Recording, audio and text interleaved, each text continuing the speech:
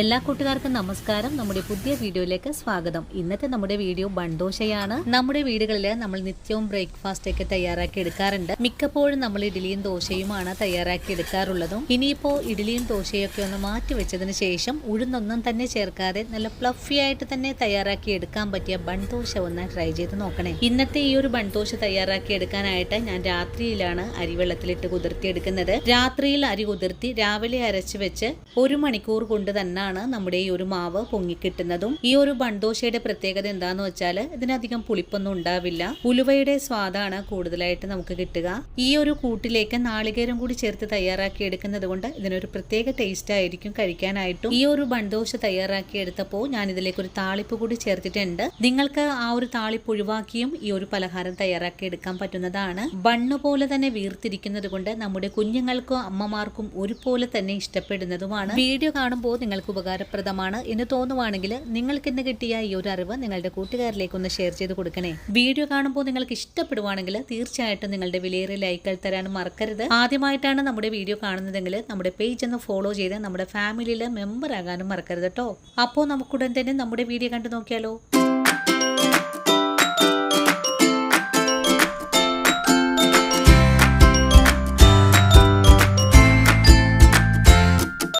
ഇനി നമുക്ക് ബൺദോശ തയ്യാറാക്കാൻ തുടങ്ങാം. ഇതിനായിട്ട് ഒരു പാത്രം എടുത്തിട്ട് ഇതിലേക്ക് 300 ഗ്രാം അളവിലാണ് പച്ചരി എടുത്തിട്ടുള്ളത്. ഈ ഒരു അളവിൽ നമുക്കൊരു 12 ദോശയും ഉണ്ടാക്കാൻ പറ്റും. ഇനി ഈ അരിയിലേക്ക് 3/4 സ്പൂൺ അളവിൽ ഉലുവ ചേർക്കണം. അതിനുശേഷം അരി നല്ല പോലെ ഒന്ന് കഴുകിയെടുത്തിട്ട് വരാം. അരിയും ഉലുവയും കഴുകിയെടുത്ത് കഴിഞ്ഞാൽ പിന്നെ അരി അളന്ന ഗ്ലാസ്സിൽ തന്നെ 1/2 ഗ്ലാസ് ചോറ് ചേർക്കാം. ചോറിന് പകരമായിട്ട് വെളുത്തവിലും ചേർക്കാവുന്നതാണ്. അതിനുശേഷം അരി കുതിർത്താനായിട്ട് മാറ്റി വെക്കാം. ഞാൻ ഇന്ന് രാത്രിയിലാണ് അരി കുതിർത്താൻ ഇട്ട് കൊടുക്കുന്നത്. അതുകൊണ്ട് ഞാൻ ഇതിലേക്ക് ആവശ്യത്തിനുള്ള ഉപ്പും കൂടി ചേർത്ത് നല്ല പോലെ ഒന്ന് ഇളക്കി കൊടുക്കുവാണ്.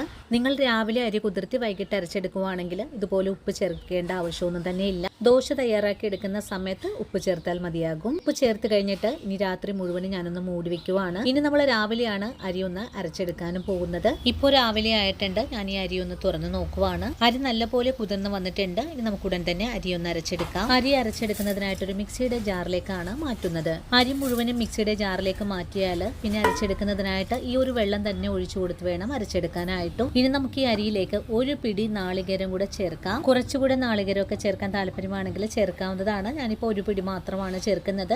അതിനുശേഷം മിക്സി മൂടി ഇതുപോലെ ഒന്ന് അരച്ചെടുത്തിട്ടുണ്ട്. ഇഡ്ഡലി മാവിന്റെ കൺസിസ്റ്റൻസിയിലാണ് മാവ് അരച്ചെടുക്കേണ്ടതും. അരച്ച മാവ് ബൗളിലേക്ക് മാറ്റി കഴിഞ്ഞാൽ ഒരു തവി ഉപയോഗിച്ച് നല്ല പോലെ ഒന്ന് മിക്സ് ചെയ്തെടുക്കണം. നിങ്ങളുടെ വീടുകളിൽ മാവ് തയ്യാറാക്കുമ്പോൾ നിങ്ങളുടെ കൈ ഉപയോഗിച്ച് മാവ് മിക്സ് ചെയ്തെടുത്താൽ മതിയാകും. നമ്മുടെ കൈയുടെ ചൂട് കൊണ്ട് മാവ് പെട്ടെന്നൊക്കെ പൊങ്ങി വരാൻ വളരെ സാധ്യത കൂടുതലാണ്. അതുപോലെ തന്നെ നമുക്ക് ഈ അരി അരച്ചെടുക്കുമ്പോൾ അധികം ലൂസ് ആവാതെ വേണം അരച്ചെടുക്കാനായിട്ടും. 2 മിനിറ്റ് നേരമെങ്കിലും മാവ് താഴേക്കും മുകളിലേക്കും കോരി ഒഴിച്ചു കൊടുത്ത് തന്നെ മിക്സ് ചെയ്തെടുക്കണം. അതിനുശേഷം മാവ് പൊങ്ങി വരാനായിട്ട് നമുക്കൊന്ന് മൂടി മാറ്റി വെച്ച് കൊടുക്കാം. മാവ് പൊങ്ങി വരുന്ന സമയം കൊണ്ട് നമുക്ക് മറ്റുള്ള ജോലികളൊക്കെ ചെയ്ത് തീർക്കാവുന്നതാണ്. 1 മണിക്കൂറിന് ശേഷം നമുക്കൊന്ന് മാവ് തുറന്നു നോക്കാം. ഇപ്പോൾ നമ്മുടെ മാവ് നല്ല പോലെ തന്നെ പൊങ്ങിയൊക്കെ വന്നിട്ടുണ്ട്. ഇനി ഒന്നുകൂടി ഇളക്കി യോജിപ്പിച്ചതിന് ശേഷം നമുക്ക് ഈ മാവൊന്ന് മാറ്റി വെക്കണം. ഇനി ഇതിലേക്ക് ഒരു താളിപ്പ് കൂടെ ചേർക്കേണ്ടതുണ്ട്. ഒരു പാൻ അടുപ്പിലേക്ക് വെച്ചിട്ടുണ്ട്. പാൻ ചൂടായി വരുമ്പോൾ നമുക്കിതിലേക്ക് കുറച്ച് വെളിച്ചെണ്ണ ഒഴിച്ചു കൊടുക്കാം. വെളിച്ചെണ്ണ ചൂടായി വരുമ്പോൾ നമുക്കിതിലേക്ക് കടുക് ചേർക്കാം. കടുക് പൊട്ടിക്കഴിഞ്ഞിട്ടുണ്ട്. ഇനി ഇതിലേക്ക് ഒരു ചെറിയ കഷ്ണം ഇഞ്ചി പൊടിയായി കട്ട് ചെയ്തത് കൂടി ചേർക്കാം.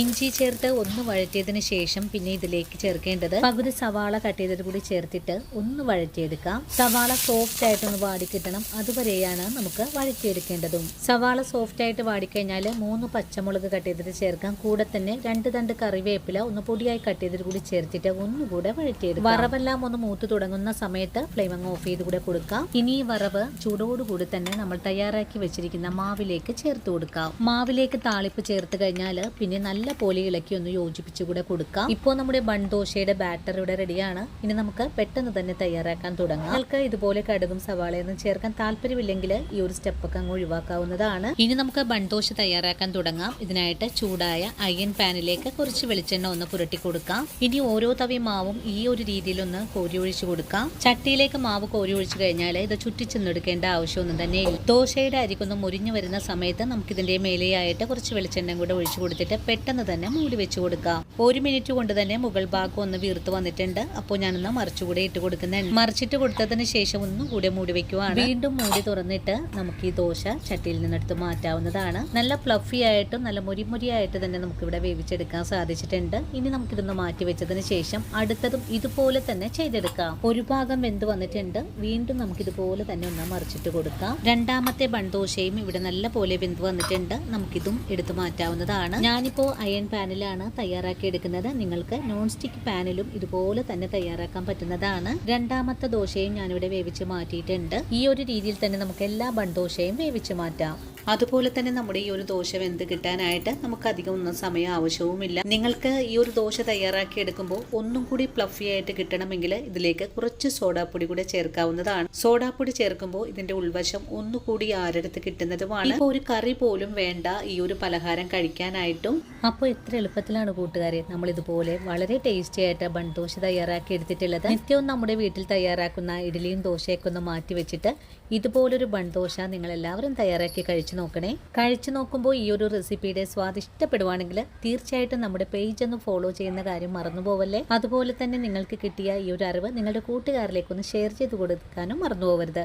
അപ്പോൾ ഇനിയും ഇതുപോലുള്ള നല്ല നല്ല വീഡിയോസൊക്കെ ആയിട്ട് ഞാൻ അടുത്ത ദിവസവും ഓടിയെത്താം. അതുവരെയും വീഡിയോ കണ്ട് സപ്പോർട്ട് ചെയ്ത എൻ്റെ എല്ലാ കൂട്ടുകാരോടും ഇനിയും കാണാനിരിക്കുന്ന എൻ്റെ പ്രിയ കൂട്ടുകാരോടും ഒത്തിരി നന്ദി സ്നേഹമൊക്കെ അറിയിച്ചുകൊണ്ട് നാളെ രാവിലെ ഓടിയെത്താം. അതുവരെയും സ്നേഹത്തിൻ്റെ ഭാഷയിൽ വീണ്ടും കാണാം.